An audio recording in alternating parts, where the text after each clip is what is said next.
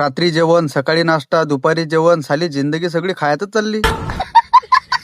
150 वर्षाची परंपरा म्हणजे जवळा ते सकारामपूर जाणाऱ्या पालखीचं आज आपल्या काकाच्या घरी मुक्काम होतं. संध्याकाळी 7 वाजता पालखी गावात आली. त्याच्यानंतर पालखीची पूजा वगैरे झाली. आता बारी होती फक्त जेवणाची. चला टाका रे बा फटाफट पट्टे. अबे हो कुंभकर्णे हो, पहिले ते दिंडीतल्या लोकांना बोच द्या ना. चला घ्या रे बा फटाफट वाळ. आणि सगळ्यांना आपापल्या घरी सांगून द्या. आता 2-3 दिवस काही घरी स्वयंपाक करायचं काम नाही. पहिली पंगत झाली, दुसरी पंगत झाली, तिसऱ्या पंक्तीत दिली आम्ही टिकून. सट दाबून जेवण केलं आणि त्याच्या बाद आपल्या महिला मंडळची पंगत ओढू लागली. आणि ते नाही होत दुसऱ्या दिवशी सकाळीच मस्त गरम गरम पोहान घुगरे. रोज 8-8, 9-9 वाजलोक झोपणारे पोट्टे 7 वाजता आंघोळ करून आले. नान खुळान पोटात आयबू मोठा खायचा किळा. आता हेच पाहना आपल्या गावचे सरपंच, उपसरपंच. बारीक चावजा नाही तर अटकीन घास. मा इकडे पाहू नका रे बा, खाऊ द्या मला मुकाट्यानं. वाटलं तर तुमच्यासाठी डबल पोहे बनवायला लावतो, नाही तर मग त्या घुगऱ्या उरल्यात त्या खाऊन घ्या. सट दाबून पोहे, घुगरे, चहा बी खाल्ला. नाश्तानी होत त्याच्या बाद दुपारी 1 वाजता अळसण्याची पालखी आली. आणि ते पालखी काही मुक्कामी नसते. त्या पालखीला फक्त आपल्या ज्ञानूभाऊच्या घरी जेवण असते. आणि जेवण म्हटलं म्हणजे आपल्या विदर्भामध्ये बिट्ट्या आणि मिरचीची भाजी, नाही तर मग ह्याच आपली वांग्याची भाजी. अरे अळसनावाले कमी खाजा बरं, नाही तर पायदल चालला लागते तुम्हाला. राहिला की एखाद्या झाडाखाली झोपून. हाय हाय मिरचीची भाजी बिट्ट्या. आता मस्त काला मोडतो सट हाणतो. कसा आहे भावांनो, टेन्शन प्रत्येकाला असते, पण आपण कधीच टेन्शन घेत नाही. टेन्शनचं काम करते, आपण आपलं काम करायचं. चला मग भेटू पुढच्या व्हिडिओ मध्ये. तदलोक फॉलो करून घ्या.